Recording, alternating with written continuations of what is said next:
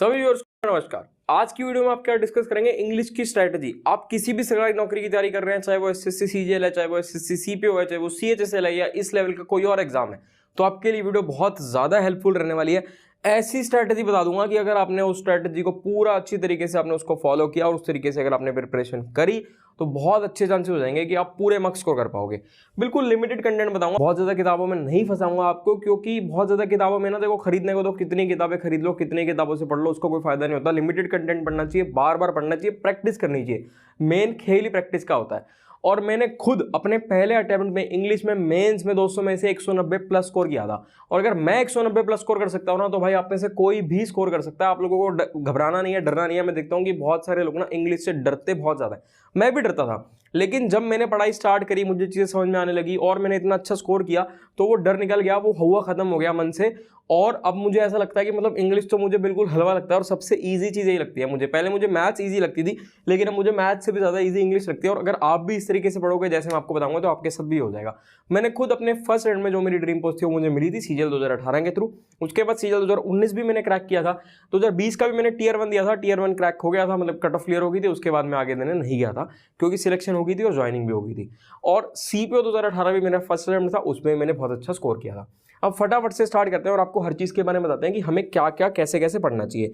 देखो, एक तो मैं आपको बताता हूं कि मैं ना 3 तरीके से आपको स्ट्रेटेजी बताने वाला हूं। कुछ वो लोग होंगे, वो एस्पिरेंट्स होंगे जो बिल्कुल बिगिनर्स हैं और जिनको सीजीएल 2023 को टारगेट करना है, यानी कि जिनके पास लगभग 90 दिन है, लगभग 3 महीने हैं। 3 महीने में उनको टीयर 1 क्वालिफाई करना है। टीयर 1 क्वालिफाई इजीली हो जाता है 90 दिन में, कोई बड़ी बात नहीं है। कुछ ऐसे लोग होंगे जो पहले से पढ़ रहे हैं, कुछ ऐसे लोग होंगे जो है तो बिगिनर्स, लेकिन उनके पास समय है, उनका टारगेट आगे के फर्दर एग्जाम है, उनके पास समय है, उनको समय की कोई दिक्कत नहीं है। अब देखो, इंग्लिश की अगर बात करें, इंग्लिश ना 2 तरीके से होती है। एक होती है स्पोकन इंग्लिश, एक होती है कॉम्पिटेटिव एग्जाम्स के लिए। ये चीज जो हम डिस्कस करने वाले हैं, स्पोकन इंग्लिश अगर आपकी अच्छी नहीं भी है, कोई दिक्कत वाली बात नहीं है, घबराना है ही नहीं। स्पोकन इंग्लिश अच्छी ना हो, फर्क ही नहीं पड़ता। हमें तो English grammar, vocab, reading combination, हमें तो रूल्स पढ़ने हैं। हमें तो इंग्लिश लिखने में अच्छी होनी चाहिए। मतलब जब हमारे सामने कोई सवाल आ जाए तो हम सवाल का आंसर बता पाए चुटकी बजाते, हमें वो चीज अच्छी करनी है। स्पोकन इंग्लिश बढ़िया ना हो, कोई दिक्कत नहीं है। जो लोग स्पोकन इंग्लिश जो समझते हैं ना कि उनकी इंग्लिश बहुत अच्छी है और इंग्लिश बोलते रहते हैं, भाई वो भी मैं बता दूं 90% लोग गलत इंग्लिश ही बोलते हैं। सिर्फ 10% ही ऐसे लोग होते हैं जो बिल्कुल सही इंग्लिश बोलते हैं। तो आप लोगों को घबराना नहीं है। उसके बाद एक चीज मैं देखता हूं कि बहुत सारे लोग ना, देखो, हिंदी मीडियम वाले लोग बहुत होते हैं जो सीजीएल सीपीओ इस टाइप के एग्जाम्स की प्रिपरेशन करते हैं। ज्यादा मेजोरिटी इन्हीं की रहती है। और इंग्लिश मीडियम वाले भी होते हैं, ऐसी बात नहीं है वो नहीं होते, लेकिन हिंदी मीडियम वाले ज्यादा होते हैं और वो लोग डरते बहुत हैं। आपको डरना नहीं है यार, हिंदी मीडियम वाले हो तो क्या हुआ, जो चीजें मैं बता दूंगा इसके बाहर ज्यादा कुछ आता ही नहीं है। ये सब अगर आप पढ़ लोगे तो आपकी तैयारी पूरी तरीके से प्रिपरेशन हो जाएगी और उसके बाद आपको घबराने की जरूरत ही नहीं है। उसके बाद गांव के लोग होते हैं ना, उनकी इंग्लिश थोड़ी सी ना वीक रहती है इन कंपैरिजन टू शहर के लोगों से। उसका एक मतलब काफी हद तक रीजन यही है, हिंदी मीडियम और इंग्लिश मीडियम वाले बात। तो भाई आप लोगों को नहीं घबराना है। जो गांव के लोग होते हैं ना, जब वो प्रिपरेशन स्टार्ट करते हैं, वो लोग पढ़ाई स्टार्ट करते हैं ना, उनकी ग्रेस्पिंग पावर इतनी अच्छी होती है कि वो लोग ना, मतलब शहर वाले तो उनके आगे कहीं स्टैंड ही नहीं करेंगे। अगर उनको अच्छे रिसोर्सेज मिल जाए और वो अच्छे तरीके से प्रिपरेशन कर ले, उन्हें अच्छी गाइडेंस मिल जाए, तो भाई शहर वाले कहीं स्टैंड नहीं करते उनके आगे। और आपको मैं एक ऐसा रास्ता बता दूंगा, मतलब मंजिल, अगर आपको रास्ता पता है ना, तो मंजिल तक पहुंचना आप लोगों के लिए बहुत ज्यादा ईजी हो जाता है। कोई घबराने वाली बात नहीं है। उस रास्ते पे चलते जाओ, जिस तरीके से बताऊंगा उस तरीके से प्रिपरेशन करते जाओ, मंजिल तक पहुंच जाओगे। बस सच्चे मन से आपको मेहनत करती है। अब फटाफट से स्टार्ट कर लेते हैं कि कैसे पढ़ना है। देखो, इंग्लिश को 3 चीजों में हमने डिवाइड कर दिया, वोकैबुलरी, रीडिंग कॉम्प्रिहेंशन और ग्रामर। इन तीनों को आपको अलग अलग समय देना है और तीनों को डेली पढ़ना है। ऐसा नहीं करना कि कुछ भी छोड़ना है, तीनों चीजें डेली पढ़नी है। सबसे इंपॉर्टेंट इंग्लिश में जो होता है, सबसे बड़ा रोल जो होता है इंग्लिश में, वो होता है प्रैक्टिस का। जैसे कि मैथ्स में प्रैक्टिस जरूरी है, वैसे इंग्लिश में भी आपकी प्रैक्टिस जरूरी है। तो इंग्लिश प्रैक्टिस के लिए जिन लोगों ने अभी तक ये किताब नहीं ली है, वो लोग ये किताब ले लो। ये किरण पब्लिकेशन की इंग्लिश की किताब है। इसमें आपको सॉल्व पेपर्स मिल जाएंगे और इसमें आपको ना, आप लोग इंडेक्स में देखोगे ना, तो आपको अलग अलग चैप्टर्स मिलेंगे हर चीज के। जैसे कॉमन एरर के लिए अलग मिल जाएगा, मतलब जितनी भी चीजें होती है ना, वो सारी चीजें आपको मिल जाएंगी। इसकी आपको प्रैक्टिस करनी है, जितनी बार हो सके उतनी बार इस किताब को पढ़ना है, छोड़ना नहीं है।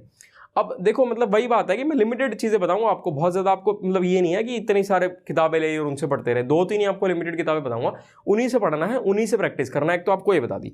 अब इसके बाद अगर मैं वोकैबुलरी की बात करूं, तो भाई वोकैबुलरी इस समय पर बहुत ज्यादा इंपॉर्टेंट है। वोकैबुलरी में लोग लापरवाही कर जाते हैं, लेकिन मेरा मानना है कि अगर आपकी वोकैबुलरी स्ट्रांग है ना, तो इंग्लिश में आप काफी हद तक, मतलब बहुत सारी चीजें आपकी सही हो जाएंगी। तो वोकैबुलरी के लिए ये किताब आती है, लिंक आपको सारी किताबों का डिस्क्रिप्शन में मिल जाएगा। ये किताब वोकैबुलरी के लिए बहुत अच्छी है। इसमें करीब 3000 वर्ड्स हैं और उन 3000 में से भी ना 2000 से ज़्यादा डेफिनेशन क्या समझाए गए हैं, रूट वर्ड्स के साथ भी समझाए गए हैं वर्ड्स, मतलब सारी चीज़ें आपको प्रॉपर एक्सप्लेनेशन दी गई है, आपको रटना नहीं पड़ रहा, आपको चीज़ें अच्छी तरीके से समझाई गई हैं। तो देखो यहाँ तक हमारा क्या कवर हो गया, यहाँ तक हमारी प्रैक्टिस कवर होगी, वोकैब कवर होगी। इसके साथ साथ ये नहीं है कि सिर्फ इन किताबों से पढ़ लिया, इसके साथ साथ और भी स्ट्रैटेजीज चलानी है। जैसे कि जब आप मॉक टेस्ट लगाते हो तो मॉक टेस्ट का एनालिसिस करोगे, आप मॉक टेस्ट का एनालिसिस करोगे। मान लो मॉक टेस्ट में कोई वोकैब के वर्ड्स आए, एंटोसाइनो आया, उसमें सवाल होगा, उसका एक सही आंसर होगा, बाकी के जो 3 ऑप्शंस गलत होंगे उनके भी मीनिंग आपको ढूंढने हैं। डिक्शनरी से पढ़ो, कहीं से पढ़ो, उनको एक अलग से नोट्स बनाओ, एक नोटबुक बनाओ, उस नोटबुक में नोट डाउन करो इनके मीनिंग्स को। ये छोटी छोटी चीज होती है जो डिफरेंस क्रिएट कर देती है। उसके बाद क्या करो, जो वोकैबुलरी है ना, वोकैबुलरी की फोटो खींच के रख लो आप लोग अपने फोन में, कि जैसे मान लो कहीं बाहर हो, मतलब ट्रैवल कर रहे हो, मेट्रो में हो, बस में हो, कहीं पर भी हो, खाली बैठे हो, फोन में फोटो निकाली, पढ़ लिया, मतलब जो आपके वो 5, 10, 15 मिनट है वो समय भी यूटिलाइज हो जाएगा, वो समय भी आपका वेस्ट नहीं होगा। खाली बैठोगे, व्हाट्सएप चलाओगे, इंस्टाग्राम चलाओगे, इससे अच्छा भाई आप लोग पढ़ ही लेना ना, फोटो रखो अपने फोन में। अब इसके बाद बात कर लेते हैं रीडिंग कॉम्प्रिहेंशन की, क्लोज टेस्ट की, जंबल्ड पीक्यूआरएस की। तो देखो उनकी भी प्रैक्टिस बहुत ज्यादा जरूरी है और उनके लिए 2 किताबें हैं, क्लोज टेस्ट के लिए और जंबल्ड पीक्यूआरएस के लिए। इनका लिंक आपको डिस्क्रिप्शन में मिल जाएगा। मेरे हिसाब से इन किताबों से अगर आप पढ़ोगे तो आपको प्रॉपर एक्सप्लेनेशन के साथ समझाई गई हैं चीजें और काफी हद तक आपकी जो इंग्लिश है वो इंप्रूव हो जाएगी। और ये जो चीजें मैं आपको बता रहा हूं ना, ये आपको डेली पढ़नी है, ये नहीं करना कि एक दिन एक पढ़ लिया, एक दिन एक पढ़ लिया, नहीं, डेली पढ़नी है तीनों चीजें। अब अगर बात करें ग्रामर की, तो भाई ग्रामर के लिए नीतू सिंह मैम है, नीतू सिंह मैम की बुक आती है वॉल्यूम 1, उस बुक से पढ़ लेना। उस बुक से अगर आप पढ़ोगे तो आपकी ग्रामर काफी इंप्रूव हो जाएगी। अब मैंने आपको एक किस्म से 3 चीजें बता दी, एक मैंने आपको रीडिंग कॉम्प्रिहेंशन और वोकैबुलरी की बुक्स बता दी, एक मैंने आपको प्रैक्टिस की बता दी और एक मैंने आपको ग्रामर की बता दी। इन तीनों चीजों को साथ साथ लेकर चलना है, कोशिश करनी है कि डेली समय देना है तीनों चीजों को। ये नहीं करना कि एक दिन एक पढ़ा, एक दिन एक पढ़ा, नहीं, तीनों चीजें पढ़नी है। और कितना समय देना है, मेरे हिसाब से आप मानकर चलो कि 3 घंटे तो आप लोगों को जरूर देने ही देने हैं इंग्लिश को। क्योंकि देखो अभी अगर आपके पास 90 दिन है, 90 दिन में अगर आपको क्रैक करना है तो मानकर चलो कि भाई 3-4 घंटे, टोटल 8-10 घंटे का टाइम टेबल बनेगा, जिसमें से 3-4 घंटे बनेंगे इंग्लिश के।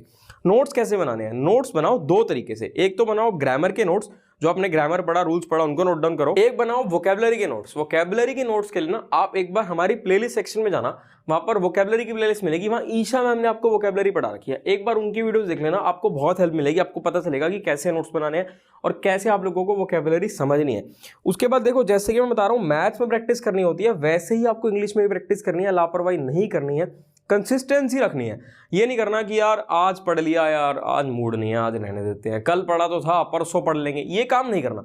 डेली पढ़ना है का मतलब है कि डेली पढ़ना है। अगर एसएससी, सीजीएल, सीपीओ लेवल का कोई भी एग्जाम निकालना है तो आपको डेली पढ़ना पड़ेगा। और डरना नहीं है बिल्कुल भी इंग्लिश से, जो डर गया वो मर गया, तो डरना नहीं है, कॉन्फिडेंस रखना है, कॉन्फिडेंट रहना है, बिल्कुल भी कोई बात नहीं है। शुरू में दिक्कत आएगी, मुझे भी दिक्कत आई थी जब मैंने प्रिपरेशन स्टार्ट करी थी, इंग्लिश मेरी बहुत ज्यादा वीक थी, लेकिन जब आप लोग जैसे जैसे पढ़ते जाओगे ना, ग्रेजुअली आपकी इंग्लिश इंप्रूव होती जाएगी और आपको मजा आने लगेगा ना, इतना बढ़िया लगेगा। जब जैसे जैसे आप मॉक टेस्ट लगाओगे, मॉक टेस्ट में आपका स्कोर बढ़ता जाएगा ना, तो कॉन्फिडेंस अपने आप बूस्ट हो जाएगा और आपको इतना अच्छा लगेगा कि यार देखो मुझे रिजल्ट मिल रहा है, मैं मेहनत कर रहा हूं ना, तो मुझे सच्चे मन से मेहनत कर रहा हूं, तो मुझे अच्छा रिजल्ट भी मिल रहा है। और इधर उधर ना भटकना नहीं है। दुनिया में आपको भटकाने वाले बहुत लोग हैं जो आपको कहेंगे यहाँ से पढ़ ले, ये पढ़ ले, वो पढ़ ले, ऐसा कर ले, वैसा कर ले। लिमिटेड कंटेंट रखो, लिमिटेड चीजों से पढ़ो, बहुत ज्यादा किताबें नहीं फैला लेनी है। ज्यादा किताबें रखोगे कहीं से भी नहीं पढ़ पाओगे, लिमिटेड जगह से पढ़ो, लेकिन सच्चे मन से पढ़ो और सच्चे मन से मेहनत करो। अगर आप लोग सच्चे मन से मेहनत करोगे ना, तो भाई आपको सक्सेस मिलेगी ही मिलेगी। और जब भी मॉक टेस्ट लगाते हो ना, उसमें हर चीज कुछ समय उसके एनालिसिस को दिया करो, हर चीज देखा करो कि ये गलत है तो ये गलत क्यों है, ये सही है तो ये सही क्यों है,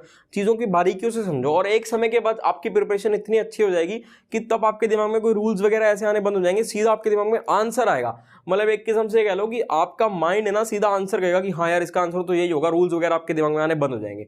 मैंने कोशिश करी है कि सब कुछ डिस्कस करूं, फिर भी अगर कुछ छूट गया हो तो कमेंट कर लेना, पूछ लेना, इंस्टाग्राम पर पूछ लेना। हमारा नया चैनल है कपूर गुरुकुल क्लासेस, जिन्होंने अब तक सब्सक्राइब नहीं किया उसे सब्सक्राइब कर दो, मैक्सिमम लोगों के साथ शेयर करो। ठीक है, फिर मिलेंगे आपसे अगली वीडियो में।